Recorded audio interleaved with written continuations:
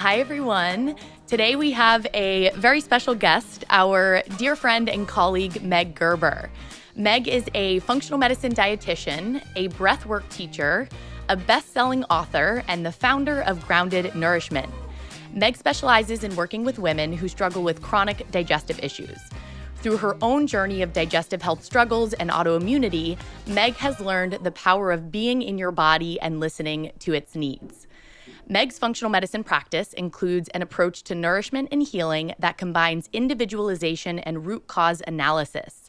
Moving beyond diets, functional testing, and supplements, Meg empowers her clients with ongoing nervous system tools for stress management as an integral pillar of sustainable gut health and longevity. The most perfect topic to dive into for the entire premise of this podcast and for kind of this nervous system kind of series that we're doing in terms of, talking about the nervous system, the gut health, and hormones. So, Meg, we would love to hear from you in terms of what brought you to this work. Most practitioners have some element of a personal story that kind of brought them into doing what they specialize in. And we'd love to hear a little bit more about your personal journey. Thanks, ladies. So grateful to be here. So my personal journey really started mostly in college with my diagnosis of celiac. So I think you guys are very familiar with the conventional route of approaching and treating celiac is like go gluten-free and you're just going to get better and like wash your hands and go on with life. And that just was not the case for me. I was a constipated kid growing up. Like I dealt with that through most of childhood into adolescence into college. So it kind of just felt like my norm. But I think just, for me, the headspace that I went into following the diagnosis actually spiraled me into worse symptoms. And I'm sure many people can relate to that. It's like the story that I started to create around the diagnosis and what going gluten-free meant and the isolation that came with that, or really the story of isolation and the story of ultimately like unworthiness within the world around me really gained a lot of traction. And that then manifested in worsening physical symptoms. And so the way that I can explain that in a way that doesn't feel so esoteric is really just the deep impact of stress on my nervous system of the what's wrong with me fear mode over time just kind of kept spiraling. And so this is really fast forwarding my journey a lot, but a couple of years into the journey, I did start to work with things like acupuncturists, functional medicine doctors, people who looked for more of a holistic perspective. And I had some of that interest myself, but I definitely, compared to where I am now, felt like, oh, that stuff is like a little woo-woo, and is that really real? Because my background was so clinical nutrition, like hospital.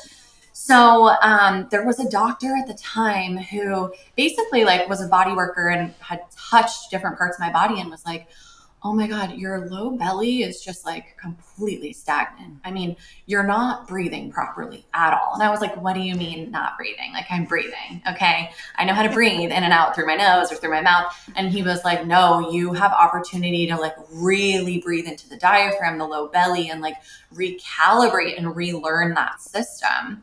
And so that was just really interesting for me and kind of a different approach because, I think what can be the detriment sometimes of functional medicine is instead of, going down that road initially, there was some of the doctors in the past that were more take all of these supplements, it's candida overgrowth, it's this, it's that. And that actually added more of that jacking up to my nervous system of like more sympathetic mode, more fear of the world around me and what's wrong with my body.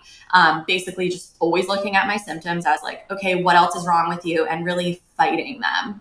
And I think of myself like living in Boston in my early to mid 20s, like really with that fight energy, like in a Barry's boot camp class, like just like railing through, pushing my body, even though I had like diarrhea that morning, just almost fighting and being like, nope, you can keep up with the Joneses. You can do this exercise. You can drink with all of these other friends of yours. And it was like my way of like, compensating, but almost like numbing to just what I know now should have been like an honoring and a listening and an asking, like, what else do you need, body? Rather than like, okay, body, I'm not going to listen. I don't like that you are this way. Let's just fight it. So things kind of started there. And then I started to really feel rather than think my way and make my way through everything, as so many of us with clinical backgrounds do. I was like, wow, even though my textbook says this, I am noticing the huge difference with like focusing on low belly breathing or breathing at my meal times, or when I have like slow, steady breathing during acupuncture. So it led me down the path of like yoga being really medicinal for me, and finding that like a yoga class, I would almost always come out feeling better than where I started, getting my yoga teacher certification, and then going even deeper within some pelvic floor work too, which is also was a big component of my constipation, and learning a lot of breathwork styles through that. So just ended up that now in practice, almost 3 years into private practice, specializing in gut health, I just refuse to not talk about nervous system, as I'm sure you guys relate, because that was the thing that opened my body up to the herbs, the supplements, the dietary changes. It wasn't like the continuous restrictions and shoveling herbal antimicrobials at myself. My body was like closed. It was in, freeze sympathetic mode. And once I started to really like open and acknowledge these other components of almost like mini traumas influencing my healing, that's when the changes started to happen. That was a great answer. And I feel like as you were talking, I'm like thinking so much about that, like almost like when we think of diagnoses, it's like that idea of like, I am this versus like, I might have this. This might be a part of me. Yeah. But like, and I hearing you speak at an event a couple months ago when we were all down in Texas, I feel like that like came through with like your cookbook that you brought out, and like this idea of like you transforming from like, I am this, celiac diagnosis, this autoimmune person, this like fear-based person, to like, these are part of my story. Yes. And I have to live, in alignment with the realities of some of them, but like, yeah, but I am so much more than that. And I feel like your story just spoke so profoundly to that. I love that. Thank you so much for reflecting that. And I think it speaks a lot to how we deal with and can process emotion as like, okay, I'm not an angry person. I'm not a depressed person. Like, it's a part of me. It's something that like can come up, and it's about kind of curiosity and compassion with those parts of ourselves, rather than like, this owns me and I'm celiac. But I think it's so relatable with celiac, with other medical conditions, with a variety of symptoms that women struggle with, gut health, hormones, in that, sometimes these things are, our identity really does get wrapped up, in these symptoms, in these conditions, and it's hard to take a step back. And I also loved what you mentioned about the nervous system work, kind of like opening you up, and your body then responding even better to, other modalities that you were bringing in. And I think that's such a powerful statement that I want to drive home, because I think the nervous system piece of things is so overlooked, and it can really create a lot of barriers, or people will hit ceilings in their journey. And it's like, all right, more supplements, more this, more that. And I just thought that was a really kind of powerful thing that you said in your experience on your own journey. Yeah, thank you. I think too, like, I'm sure you've explained this to your guys' audience, but I always like to share with people like my definition of nervous system, because I feel like it's like it's something that people are talking about a lot right now, but I get a lot of clients who are like, well, what is that? It's really like your surveillance system. So it's it's gathering information from your environment, sensory information, and it's saying like, am I safe or am I unsafe? Am I in danger or am I safe?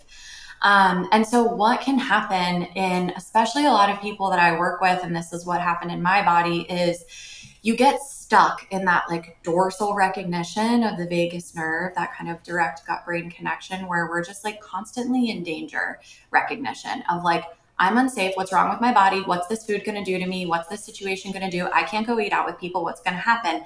And so the body gets just like really used to getting triggered into that state. And so the purpose of nervous system practices, especially calming nervous system practices. So I kind of want to be clear that like the breath work I teach is very broad spectrum. It's very accessible because it's calming. So it's not all, it's not like the Wim Hof breath, which I'm not against that, but this is just like a beautiful starting ground for everyone because it's reteaching and practicing safety in the body. So it's similar to, and I mentioned this to you guys, like if you go to a physical therapist and they give you exercises to practice, to reteach a muscle and create this muscle memory, that's what we're doing with this breath work. We're recognizing in the body, like, okay, this deep breath in that I'm taking and this stillness practice is safe for me. It's allowed. I can do this. This feels okay. And it's like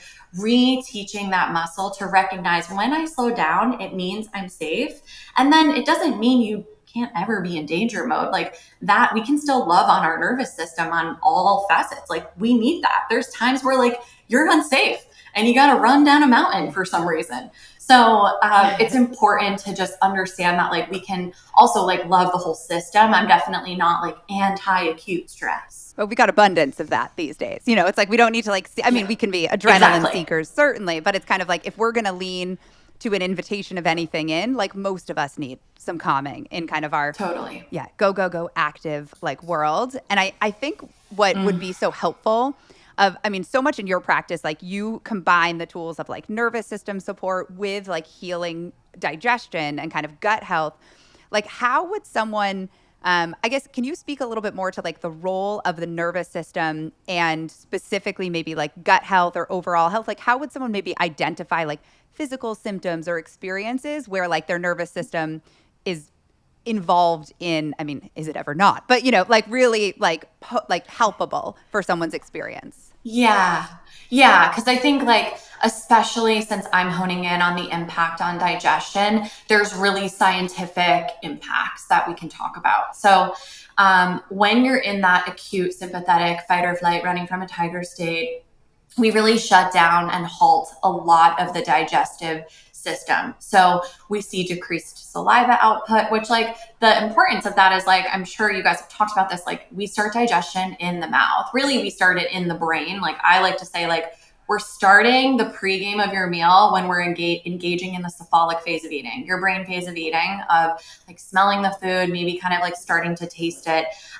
But when we're in that sympathetic mode, so simply like you're eating during a work call and you're really stressed, you're going to have decreased saliva output, which really impacts from like an antimicrobial standpoint, from breaking down simple sugars in the mouth. We know that there's increased cortisol, obviously, so that's going to have an impact on blood sugar and just being able to like utilize that food that you're eating properly and store it properly for fuel, or having it kind of remain with high blood sugar.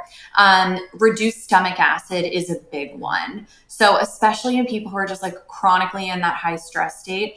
And I'm sure you guys can agree, like just impacts on digestion, especially from a protein digestion standpoint. But also stomach acid and so many of these digestive juices are so helpful from an antimicrobial standpoint. So like helping to prevent bacterial overgrowth and helping to prevent like undigested food from sitting too long in the digestive tract. So it's kind of like the trash that hasn't been taken out for days. And so important that like all of those, that beautiful symphony is flowing. So pancreatic enzyme release can be suppressed. So even things like insulin can be suppressed. It also, you know, this is different in everyone, but it can either really slow down or fully pause the migrating motor complex. I know that Abby and I like talk about this often, but just that system that really is your cleansing wave that moves things along really beautifully to support healthy regularity and daily bowel movements. Interestingly enough, studies support more so that like someone who's chronically stressed more so lengthens the time of food in the stomach, whereas like the acute stressed state shortens stomach emptying. So generally the chronically stressed person, this would be like more just textbook, like research supports that they're more constipated. Obviously that's not the case always across the board, but it does allude to the fact that like I find a lot of my clients when they're like really nervous about something short term, a lot of times they have diarrhea. And so that's just like interesting to note that like kind of shortened stomach emptying time. It also can relax the lower esophageal sphincter, meaning that just like chronic states of stress can make it so like acid reflux can be more likely, food can kind of be leaching back up into the esophageal region. And just over time, being in that fight or flight, high cortisol state, we see more often like cases of suppressed immune function. So like on a GI map, for example, secretory IgA being low is something that I definitely see pretty commonly. And I'm sure you guys agree too. So I think of it as like high stress often is ultimately slowing down and stagnating that beautiful symphony-like system that we want to be robustly functioning, and including, which I didn't mention, bile flow, which I know we all are like jazzed about how important the gallbladder is. And it's just so greatly reduced. And I'm kind of left thinking, since I deal with women so much, that like, obviously many women have been on birth control or have hormonal influence on the gallbladder, but also so many women have just dealt with so much stress. So it's like always this question for me where I'm like, okay, what exactly is the reason that so many women really do have gallbladder stagnancy? I do think stress is like a big piece to that. I completely agree. And I feel like there's never one thing, one factor for anything, but I completely agree with you in terms of, female hormones and those pieces being a factor, but I think stress being huge, for women dealing with those issues. And you really kind of explained beautifully, which is something Abby and I try to drive home a lot, the importance of digestion for optimal gut health and, how it actually impacts the gut microbiota. And I just love that you highlighted that point, because I think a lot of times, people feel like, okay, the health of my gut, probiotics, what supplement, my glutamine or my greens powder we were talking about is all trendy in the TikTok gut health world, apparently. But the actual digestion piece and then the nervous system piece that's, kind of really driving that is so huge for being able to have a healthy gut. It makes such a difference. So could you tell us a little bit more about breathwork specifically for anyone that is new here or just new to breathwork, rather, in terms of like, what is breathwork? Why is this so important? And, how can it be an actual tool for the nervous system? Yeah. So as I mentioned, because I definitely don't want people to be intimidated by it, I think breathwork is super hot right now, especially in Austin where I live. There's a lot of like shamanic breathwork, which I don't mean to sound sarcastic about it. It's really powerful and healing work. But I actually think that it's really important to start with simpler, more gentle, broad spectrum practices, really like anything. It's like, we talk the foundations of blood sugar support. It's also like foundations for supporting your nervous system is like calming breath work. And so it's really any level of inhale and exhale manipulation. Ideally, when we're working on calming the nervous system, we want to think about nasal breathing does tend to stimulate more of that parasympathetic rest and digest mode. In addition, longer exhales than inhales, and then diaphragmatic or low belly. Okay. So, we're going to do a style today that incorporates actually like all three components of that. But I have many different styles that I teach and kind of weave into my work with clients. And some are a little bit more articulated towards what the client's dealing with. So for example, I dealt with a lot of constipation. I got a lot of constipated clients. I love to wake up my digestive system with a style of breath work, which a lot of my breath work has pranayama or yogic influence or like Buddhist influence, a style called Kalabati breath. That's basically a little bit more of an invigorating breathwork that you may have done in a yoga class, but it's a shorter practice where I have people do 3 rounds and then a hold in the middle to practice what's called in yoga kumbhaka or breath retention, which is just allowing the body to feel safe in a breath retention. Just cultivating safety in that mode that, like, again, a lot of people kind of feel unsafe holding the breath. And it's a really calming, safe way to just practice, like, in this stillness, I am safe. And I'm going to honor my body when I need to take that next step, deep breath in. So that, for example, is a really nice way of like invigorating the digestive tract in the morning, especially while like you're fresh out of bed, maybe stomach empty. Whereas someone who's dealing with more anxiety, I may recommend a style called Nadi Shodhana, which is like left nostril breathing, really slowing things down and paying attention to the inhale, the exhale. And then in addition, I guess my kind of signature is I like to layer in a little bit of healing mantra into the practices, just so that we're really doing some neural recircuiting within the brain of recognizing like, where are we going? What is the abundance here? What's the possibility? Because we are hardwired to focus on the negative. Like, I think it's something like 80 to 90% of our thoughts are just like spent on negativity throughout the day. And so I really like to, in those practices of cultivating safety, remind yourself of like what is true in that present moment. And for anyone who feels like, oh my God, I can't sit still, that is something that I felt early in my journey. And that's why, like, you know, meditation's a big part of my practice now, but I did not start with meditation. I actually really liked breath work because it was something to take my super monkey mind and focus it on and spend time there rather than just being like, okay, here I am, a Zen Buddha, just sitting in silence. How is this going? It's not going well, kind of a thing. Yeah. My brain is doing cartwheels. Yeah. Yeah. I love that. It's like, and I very much relate to that as well. It's like, you know, the gateway into being able to explore other modalities potentially. And, you know, I like the active component of it. And it was really cool to kind of hear you describe how you bring all of your different training and these different like styles of breath work into your practice for clients, like based off what they're experiencing, which is so cool that there can be that customization. Yeah, it's a lot of fun. I really enjoy it. And for me, that level of healing work has been really powerful because it reminds people of their individual ability to alchemize and to change their state. And if we think about like the life cycle, the one constant that's always with you that is a tool is your breath. You get married, you deal with a death in the family, you're dealing with a chronic illness, you get in a car accident. Your breath is always there with you. And it gives me goosebumps when I talk about that because it's so powerful. It's like, how lucky are we that we have that? And I think that we miss out when we're not sure how to use it. So I just like feel like I have this dharma in me to like remind people how to use it because it makes such a difference. And it doesn't mean you have to sit for like 30 minutes a day and just breathe.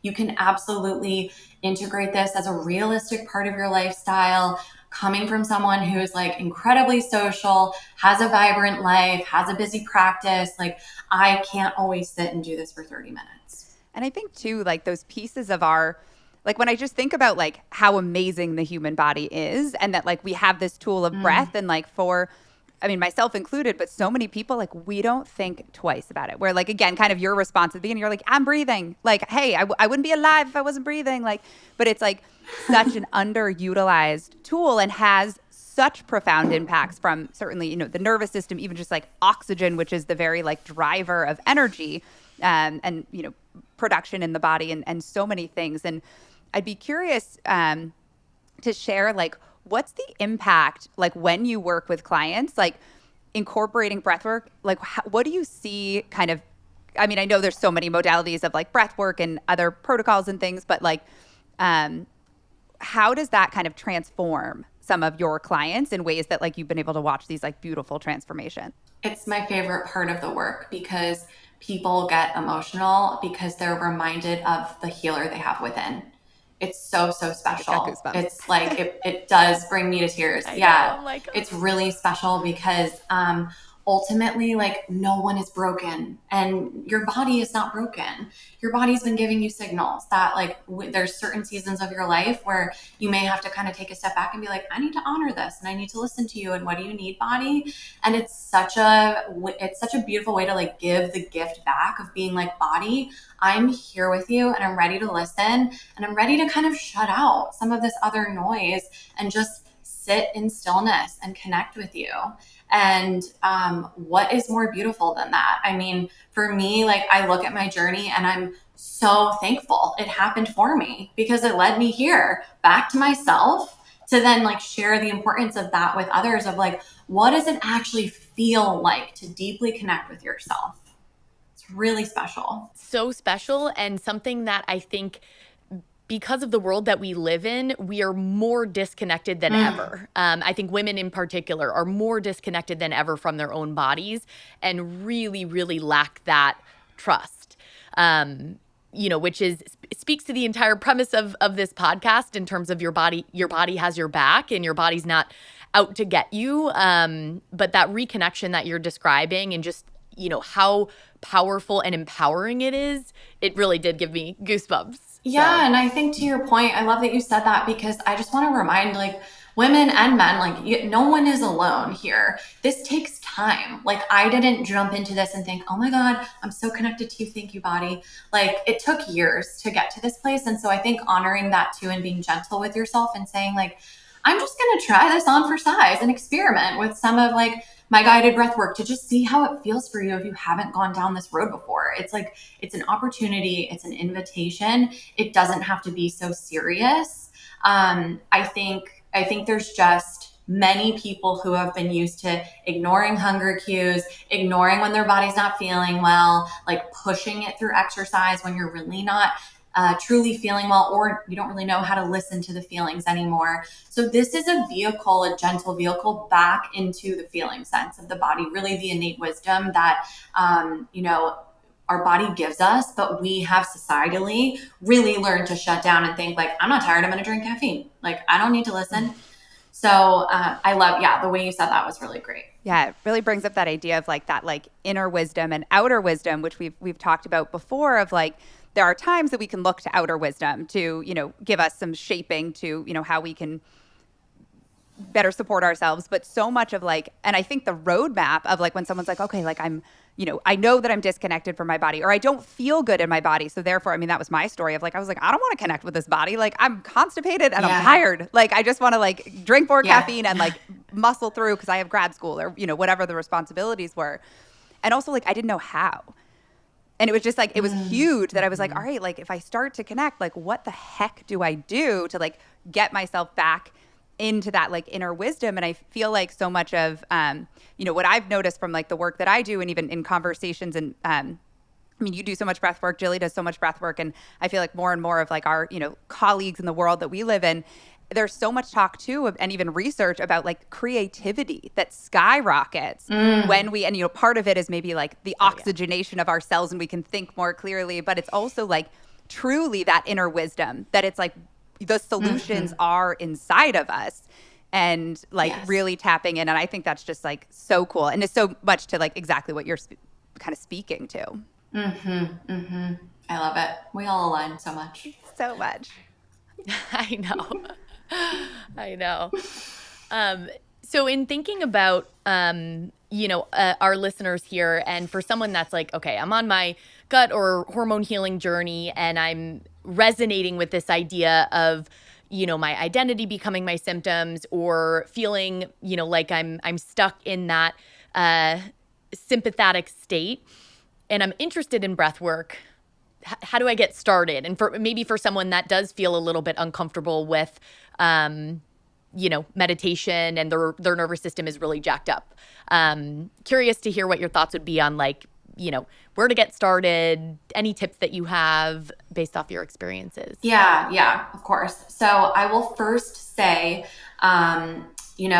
this being very broad spectrum, it is like the general rule of thumb that it's just very safe for anyone to jump into. But I will say anyone who's had like very deep trauma, especially with their body, I would really welcome in working with a therapist as you start to go into the body. Because if you start to go in and it's very like scary or triggering for you, then there's probably more opportunity to do some deeper trauma release work. So I just want to name that first, because I think that's important. And I've seen that in some clients. I always think the starting ground is breathing at meals. So I call it my rule of threes. It's 3 deep breaths at the beginning, 3 deep breaths in the middle, 3 deep breaths towards the end. If you want to kind of up level the experience, I really like to have people 2 feet grounded on the floor, long, tall spine. Think about maybe putting the hands on the abdomen and just breathing into that space. Inhale, exhale out of the nose. So we can't always do that at every meal. Like, we eat out. I get it. Not everyone wants to always be stretching out the experience, but you can absolutely do 3 deep breaths 3 times per meal silently when you're out to dinner with people. And really putting your fork down, and the meal hygiene that I know you guys talk to your listeners about so much, of just like chewing really well, thinking about chewing, thinking about swallowing, thinking about when you're breathing, just like the inhale coming in through the nostril, out the nostril, because we live in a society that is incredibly overstimulated. I just think of TikTok, where I'm just like, holy jarring moly, it's just intense. And there's an opportunity to get back to the like one thing at a time practices of just kind of like pulling it back in a primal sense of like the body really functions better when we're just like slowing things down a little bit and like focusing on one thing, and the brain functions better that way. So I like for people to start there, because I do think in the beginning, the woman or anyone who's doing all the things, they're like, oh my God, I can't do one more thing, Meg, come on. But you're going to eat a meal. So you do want to start with those breaths at meals, which I'm sure like your seasoned listeners are probably like, I'm already doing that. They're probably already familiar with that. So in addition, if that's already something you're doing, I really like for people when they settle into bed at night, because again, you're always going to get into a bed, I would hope, at night, putting the hands on the low belly and just thinking about a deep breath into the low belly. I like to think about a candlelight shining bright as I'm filling up the belly, and then the belly decompresses. You're not pulling it. You're gently letting the belly fall back down. The candlelight dims, and following that visual. So it's like candle shines bright, belly fills, candle dims, belly falls, and it's gentle. We're not forcing, but the purpose of that is really, it can be helpful for those of us who have trouble falling asleep and like shutting down the monkey mind at night. But it still feels like you're kind of doing something. You're not just like sitting in there being like, I'm counting sheep. What am I doing? I can't fall asleep. Kind of allows you to like focus on something. And especially if you like share a bed or you have a partner, this is still something that you can just like get into bed and just do it. Start with 10 breaths. I just followed along when you did that, and I was like, oh, that feels like my shoulders were like, Yay. Yeah. I was like, I feel so like, relaxed. Best podcast Meg, ever. just keep talking and tell me more about that candle. I literally looked at Jilly too, and I was like, we're both doing it. Yeah.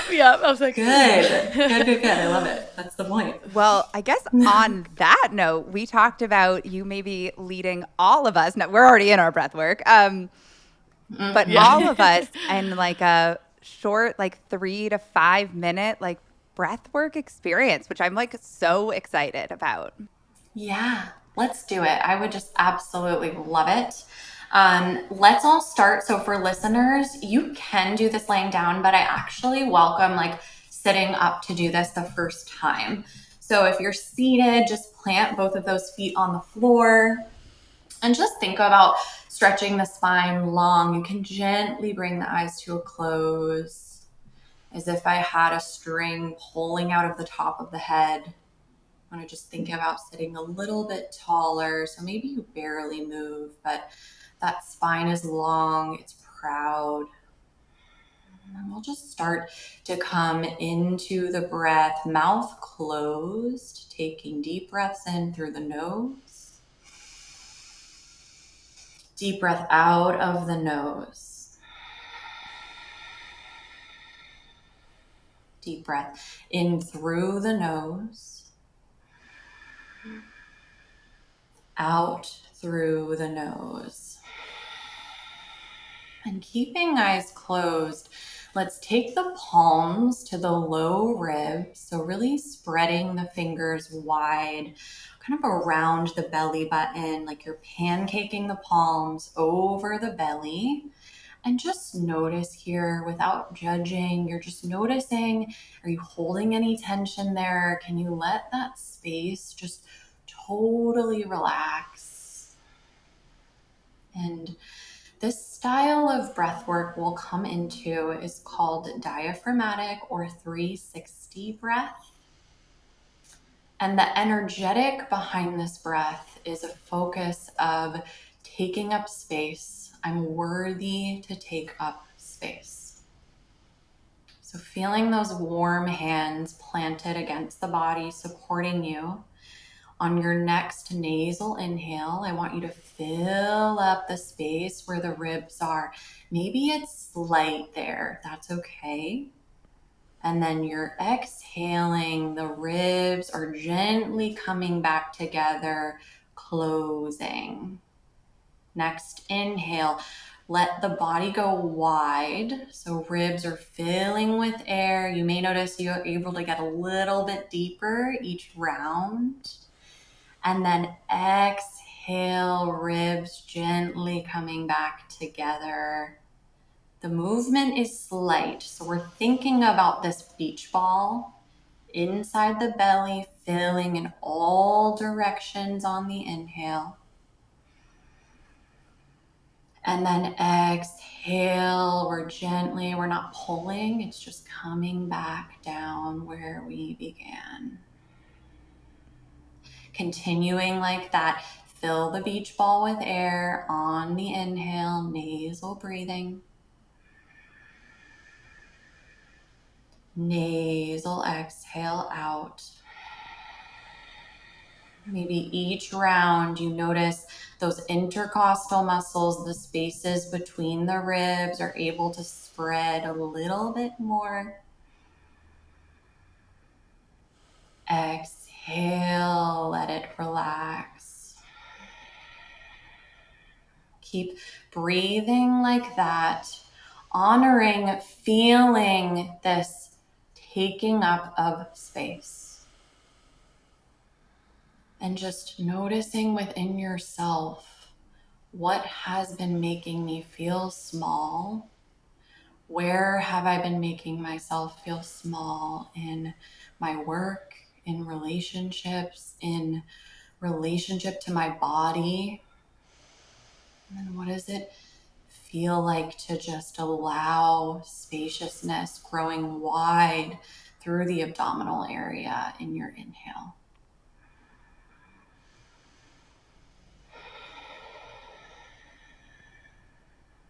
Taking up space, inhaling, releasing, relaxing, exhaling, and feeling held by yourself with your hands, the warmth of the hands on the abdomen.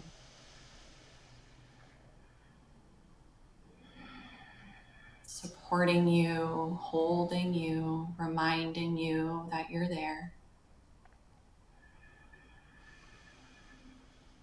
We'll take 3 more long, slow, diaphragmatic beach ball breaths together.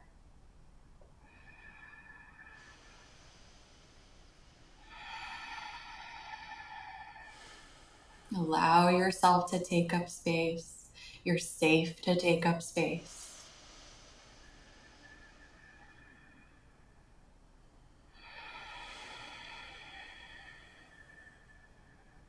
Take your time.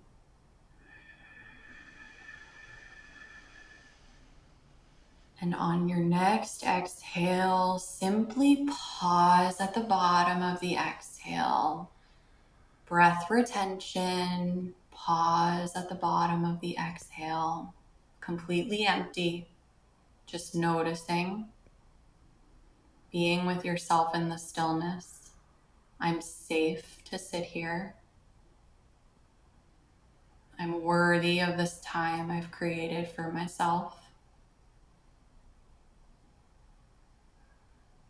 Honoring that new air in when you need it. Taking that inhale.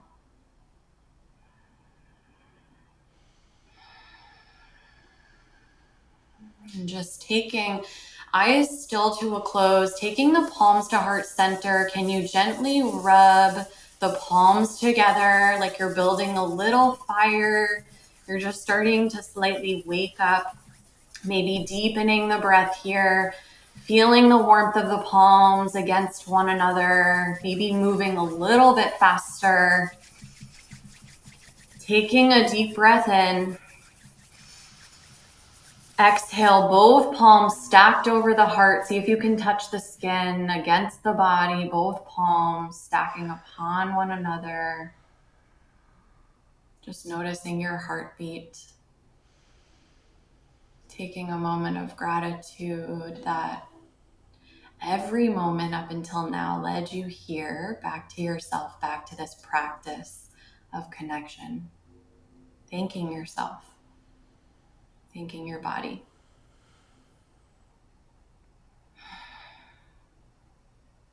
Taking your time, moving slowly.